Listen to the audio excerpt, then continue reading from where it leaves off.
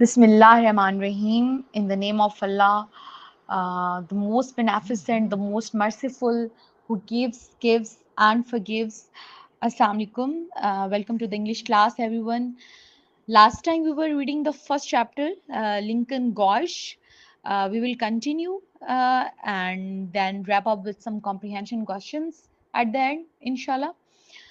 So let's pick up from where we left off in the chapter Lincoln Gosh. अब थोड़ा सा अगर हम पीछे स्टोरी को लिंक करें कि हम क्या पढ़ रहे थे, हम लिंकन गॉश में एक स्टोरी पढ़ रहे थे। अभी तक हमने देखा कि एक इंस्पेक्टर है, काइंड ऑफ इंस्पेक्शन करता है वो, और वहाँ पे वो कंस्ट्रक्शन साइट उस गॉश के अंदर जो है वो कंस्ट्रक्शन साइट्स की इंस्पेक्शन कर रहा है। और वहाँ पे as he travels through the narrow snowfield gorge, he faces extreme weather conditions, hunger, exhaustion, cold, everything.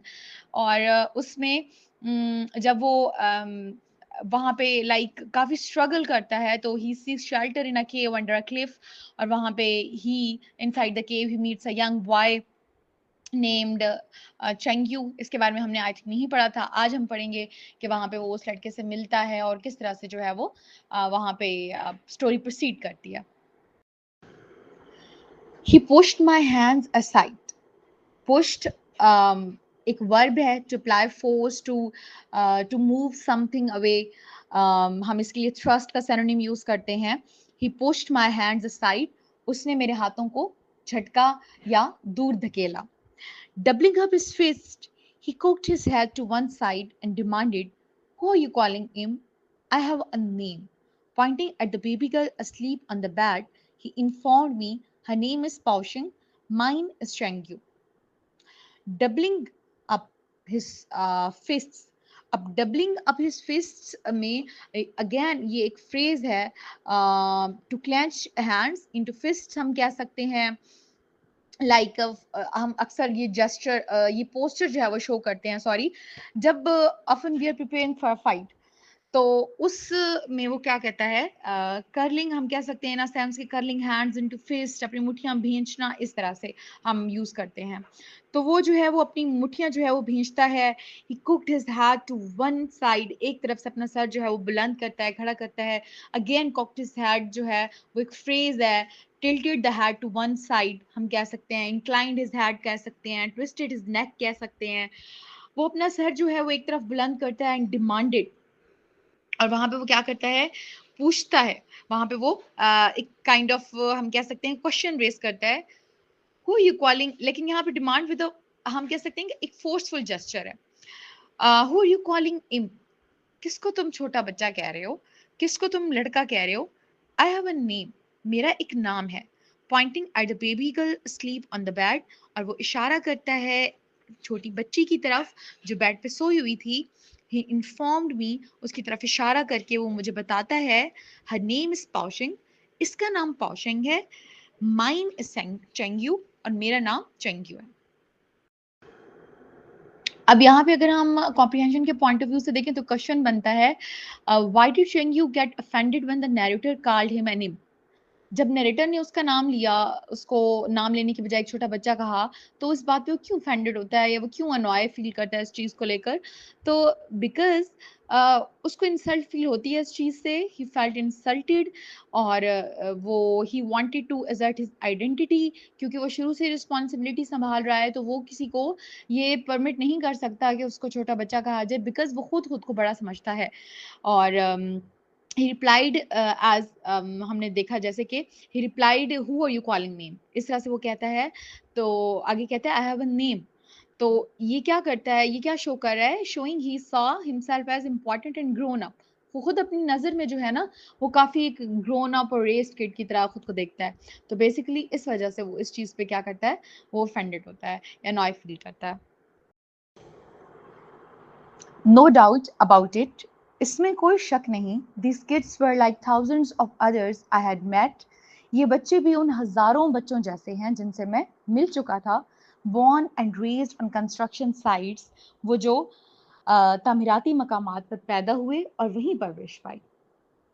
अब यहाँ पे कंस्ट्रक्शन साइट्स है, तो कंस्ट्रक्शन साइट वर्क प्लेसेस, वो जहाँ पे कंस्ट्रक्शन का बिल्डिंग का काम चल रहा था।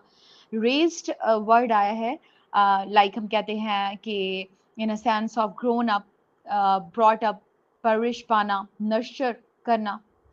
The workers like to name their children after the projects where they were born.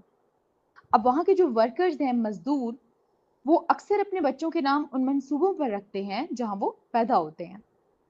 The workers liked, उन मजदूरों को शौक है, टू नेम देयर चिल्ड्रन, अपने बच्चों के नाम रखने का, after the projects where they were born, उन प्रोजेक्ट्स के साथ मिलाकर, या हम कह सकती हैं कि उन असाइनमेंट्स पर अपने बच्चों का नाम रखने का शौक है जहां वो पैदा होते हैं. यानी कि यहाँ पे जो कंस्ट्रक्शन प्रोजेक्ट्स चल रहे होते हैं, उस मंसूबे का कोई नाम होता है, जैसे हम सीपैक नाम दे देते हैं. एक प्रोजेक्ट यहाँ पे हमारा कंस्ट्रक्शन प्रोजेक्ट चल रहा था, तो इस तरह डिफरेंट प्रोजेक्ट्स के डिफरेंट नेम्स होते हैं, तो वो अपने बच्चों के नाम उन प्रोजेक्ट्स पे रख देते थे. Chengdu probably had first seen the light of day on the railway project between Chengdu and Changchun, also known as Yu. अब वो जिस बच्चे की बात कर रहा है, चेंगयू, गालबन वो चेंगतू और चोंगकिंग रेलवे मंसूबे पर पैदा हुआ होगा. यानी कि उसने अपनी जिंदगी की पहली जो सुबह की रोशनी थी, वो उस रेलवे प्रोजेक्ट पे देखी होगी. उस रेलवे प्रोजेक्ट को यू भी कहा जाता है.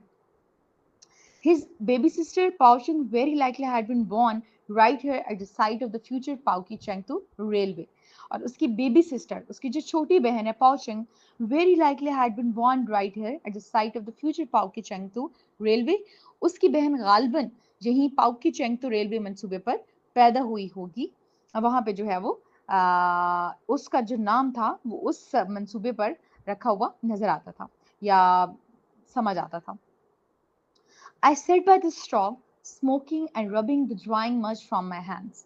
वो कहते हैं I sat by the straw, चूल्हे के पास बैठ गया, smoking, सिगरेट पी रहा था, and rubbing the drying mud from my hands, और अपने हाथों से खुश्क हुई कीचड़ को साफ कर रहा था. rubbing, scrubbing कह सकते हैं हम, पॉलिशिंग कह सकते हैं, क्लीनिंग कह सकते हैं. लाइक हाथ झाड़ रहा था वो, क्लीनिंग इन अ सेंस कि वो अपनी वो जो ड्राइंग मड की कीचड़ लगा हुआ था उसके हाथों पे, उसको क्लीन कर रहा था, साफ कर रहा था. चेंगयू crawled onto my lap. अब जो चेंगयू है वो मेरी गोद में आकर बैठ गया. crawled, crept, scrambled, वो मेरी गोद में आके बैठ गया. and looked into my eyes, और मेरी आंखों में देखने लगा और देखते हुए कहा, Is it going to snow tomorrow, uncle? Uncle क्या कल भी बर्फबारी होगी? I pressed his icy red little nose. मैंने उसका जो लाल सुर्ख हुई हुई थी सर्दी से ठंडी नाक, उसको मैंने दबाया, प्रेस किया. Press to apply force. Icy, chilly, ठंडी, रेड लिटिल नोज, मैंने उसकी ठंडी जो है ना वो लाल सुर्ख हुई हुई जो है सर्दी से लाल हुई हुई नोज, नाक को जो है वो दबाया.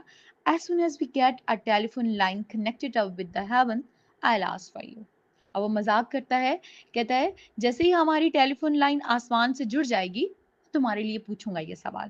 कहने का मतलब है, जैसे हम लोग अक्सर मजाक में कहते हैं कि मैं ये पूछती हूँ अल्लाह ताला से या इस तरह से, तो वो कहता है कि मेरी जैसे ही टेलीफोन लाइन जो है वो हेवन से, आसमान से कनेक्ट हो जाएगी, डिवाइन गॉड से कनेक्ट हो जाएगी, मैं ये सवाल तुम्हारे लिए पूछूंगा.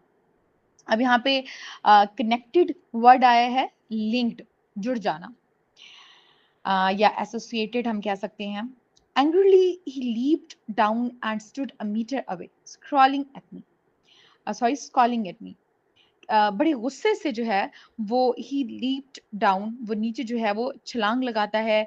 Jump, leap down, jump down, वो नीचे की तरफ छलांग लगाता है. and stood a meter away, और मुझसे 1 मीटर के फासले पे जाके खड़ा हो जाता है. Scrolling at me. स्कॉलिंग क्या है? लाइक फ्रॉनिंग, हम कहते हैं ना माथे पे तेवरी चढ़ाना या माथे पे बल देना, तो बड़ा गुस्से से वो मेरी तरफ देखता है. एक पोस्चर ये है. क्विट यूर किडिंग, अपने मजाक बंद करो. You have got a newspaper in your pocket, तुम्हारे जेब में एक अखबार है ना.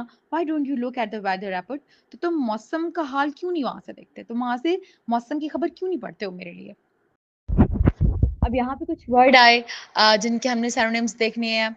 लीप डाउन हमने बताया, जम्प्ड ऑफ, इसका हम सिनोनिम कर सकते हैं. एंग्रीली, फ्यूरियसली, इरिटेबली, wrathfully, और इसके अलावा यहाँ पे वर्ड है किडिंग, जोकिंग, टीजिंग, मोकिंग, इस सेंस में हम ले सकते हैं इनके मीनिंग. अब अगर हम यहाँ पे हम कॉम्प्रिहेंशन का क्वेश्चन देखें तो क्वेश्चन यहाँ से बनता है, what does the narrator's guess about the children's name tell us about the culture of the workers. क्या उसको पता चला जब बच्चों ने अपने नाम बताए तो उसको फ़ील हुआ कि नाम थोड़े अनयूजुअल हैं, लगता है कोई प्रोजेक्ट्स पे रखे हुए हैं, जिससे उसको पता चला कल्चर का, he came to know about it कि अच्छा हाँ, यहाँ के वर्कर्स इस तरह से बच्चों के नाम रखते होंगे कि वो प्रोजेक्ट्स पे उनको नाम देते होंगे। तो what does the narrator's guess about the children's names tell us about the culture of the workers? इस पे हम कह सकते हैं कि वर्कर्स जो है वो they often named their children after the projects or places where they were born, indicating a strong connection to their work and construction sites.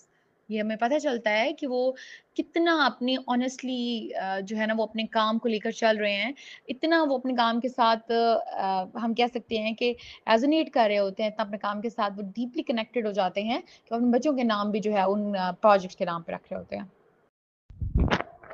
He resumed his seat in the doorway. वो दोबारा से जाके अपनी नशिस्त पे बैठ गया. Resumed, restart, continued, recommenced. Doorway, entrance, threshold. Clammed his elbows on his knees. और अपनी जो हम कहते हैं कि उसकी जो कोहनियाँ हैं वो उसने अपने घुटनों पे दोबारा से टिका ली. अब clamped है, gripped, fastened, secured, वर्ब है मीनिंग हैड समथिंग टाइटली और फास्टन.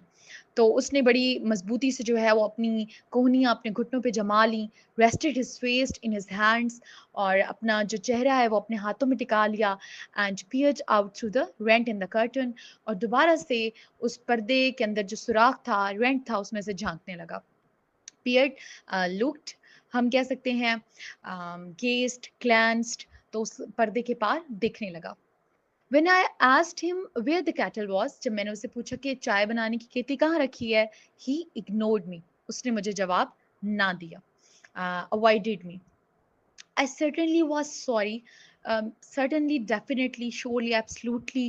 मैं बहुत माजरत ख्वाह था. I had offended my small host. मैं अपने छोटे से मेज़बान को नाराज़ कर दिया. Offended, हम कह सकते हैं insulted, annoyed और एंगर की सेंस में ले सकते हैं. तो मैंने अपने छोटे से दोस्त को नाराज़ कर दिया. इस बात के लिए मैं बड़ा शर्मिंदा था. Why do you want to know about the snow? अब वो थोड़ा सा कंपनसेशन कर रहा है. तुम क्यों बर्फबारी के बारे में पूछना चाहते हो चंग्यू? I asked him, मैंने उससे पूछा. Is it because you can't go out and play when it's snowing? इसलिए कि तुम बर्फबारी में बाहर नहीं जा सकते और खेल नहीं सकते जब बर्फबारी पड़ रही हो. He didn't even bother to look at me. उसने मेरी तरफ देखना भी गवारा नहीं किया. Papa says if it's still snowing tomorrow, we will have to quit work. क्या कहता है कि बाबा कहते हैं if it's still snowing tomorrow, अगर कल भी बर्फ पड़ती रही, we'll have to quit work, तो हमें अपना काम छोड़ना पड़ेगा. Quit, again verb है to stop or leave something, resign something, abandon something. तो हमें अपना काम छोड़ना पड़ेगा. What does your pa do? तो तुम्हारे वालिद क्या करते हैं, तुम्हारा बाप क्या करता है? He opens up mountains. वो पहाड़ खोदता है, वो पहाड़ों से रास्ते बनाता है. The child replied proudly. उसने बड़े फख्र से जवाब दिया. Where? कहाँ? Chengyu pointed with pursed lips at the work site opposite. तो चेंगयू ने pointed इशारा किया pursed lips अपने भिंचे हुए अपने हम कह सकते हैं कि सुकेड़े हुए होंठों के साथ, अपने बंद होंठों के साथ at the work site काम की जगह पे opposite उससे दूसरी सिमत. अब यहाँ पे I try to give you the synonyms in visual form ताकि आप लोग अगर कहीं पे मेरे बोलने में आप लोगों को कोई चीज़ समझ नहीं आई, आप साथ-साथ कैच अप नहीं कर सके तो आप उसको दोबारा से देख लें. अब आपने उन synonyms को देखना है बिकॉज़ समटाइम्स आप लोग जब कॉम्प्रिहेंशन पैसेज में किसी समरी कर रहे होते हैं किसी पैसेज की, तो जो बड़ी मुश्किल आप लोगों को वहाँ पे पेश आ रही होती है वो क्या चीज़ होती है कि आपको समटाइम्स synonyms समझ नहीं आ रहे होते हैं और उस वजह से आप मीनिंग जो है वो वैसे नहीं ले रहे होते विद कॉन्टेक्स्ट जैसे आपको लेना चाहिए. तो synonyms आपको करने चाहिए. उसके बाद अगर हम कॉम्प्रिहेंशन के अपने क्वेश्चंस देखें इस पैराग्राफ के अंदर, इस पैसेज के अंदर जो भी हमने किया है, तो हमने बहुत सारी इसके अंदर चीज़ें पढ़ी हैं. लाइक हम इसके अंदर क्वेश्चन बना सकते हैं या हमें एग्जामिनर ये क्वेश्चन दे सकता है what is the significance of Chengyu's question, is it going to snow tomorrow. अब बज़ाहिर वो एक सवाल था लेकिन उसमें कॉम्प्रिहेंशन का एक पॉइंट ऑफ व्यू आया है ना, एग्जामिनर हमसे पूछ सकता है कि what's the significance of Chengyu's question. तो पहले अब क्या हम बताएँगे, हमने क्या उस पैसेज के अंदर पढ़ा कि पहले-पहले तो it seems like a child's curiosity, हमें लग रहा था कि वो क्यूरियस है चीज़ों को लेकर, but later it's revealed that he asked because his father might have to stop working if the snow continues. अगर बर्फबारी वैसे ही पड़ती रहती है तो फिर उसके बाप को जो है वो काम खत्म करना पड़ेगा, बंद करना पड़ेगा। That's why he was asking the question. उसके बाद अगर हम देखें तो हमें एक इसमें पॉइंट मिलता है कि what is Chengyu's reaction to the narrator's joke about asking heaven reveal about his personality. अब यहाँ पे चेंगयू का जो रिएक्शन था, नरेटर जब जोक करता है और उसकी उस पे जो उसका रिएक्शन होता है तो वो किस तरह से उसकी कौन सी पर्सनालिटी ट्रेट को रिवील कर रहा होता है, तो it shows that he serious, responsible and mature beyond his age. इसका मतलब है कि वो बाकी अपनी उम्र के दूसरे बच्चों की तरह जो है अपनी एज फेलोज़ की तरह वो इन चीज़ों को एन्जॉय नहीं करता, बल्कि वो रिस्पॉन्सिबल है और वो चाहता है कि उसको उसका आंसर जो है वो मिल जाए, उसका जवाब मिल जाए, ताकि वो नेक्स्ट अपने थॉट्स को प्रोसीड कर सके। तो he doesn't appreciate being joked with when he is sincerely concerned about something. तो ये उसका हम कह सकते हैं। इस तरह से कॉम्प्रिहेंशन के क्वेश्चंस जो हैं वो आपको क्योंकि आप पैसेज पढ़ रहे होते हैं, कॉम्प्रिहेंशन के हवाले से ही पढ़ रहे होते हैं, तो आपको इस तरह से छोटे-छोटे पॉइंट्स जो है वो अपने माइंड में रखने होते हैं कि हमारा यहाँ से भी कॉम्प्रिहेंशन का क्वेश्चन जो है वो पूछा जा सकता है और यहाँ से भी पूछा जा सकता है।